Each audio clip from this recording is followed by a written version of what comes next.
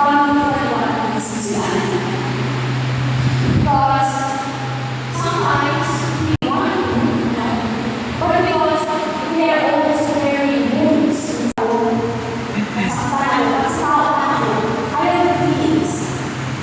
Ayaw ko na po na habang ko may magiging nagalit at sakit parang kabalik sa buo.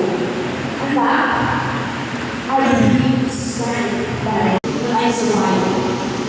I became stronger. Kaya nagtutula po nagpapasalamat talaga ang tao na sa akin. Kaya hindi harder. Pinulitin natin ang mag-grow.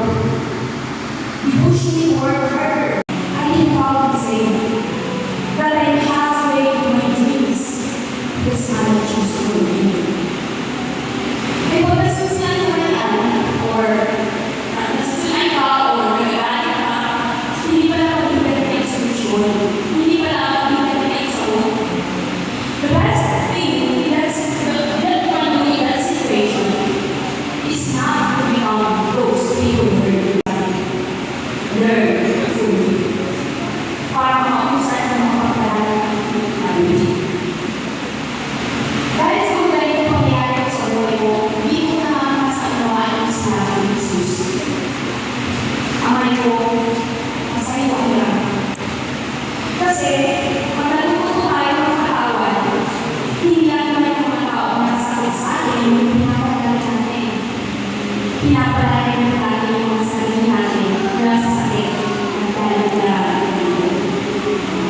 kaya siguro ano dahil pag kung magpasalite or mapag-uslit, kung naman natin malalaman kung paano tayo lalabas. Bakit? Kasi hindi mo wala yung mga tao wala tayo ng tao. Si Jesus nasaktan, pinahirapan, ipinahos sa krus. Pero hindi sa marami siya, kapag ilan niya yung isipin niya, ano yung pinakita sa loob? Nakapawalan. But sometimes, the most repeated words are the ones The silly last words of Jesus. that's the word forgiveness.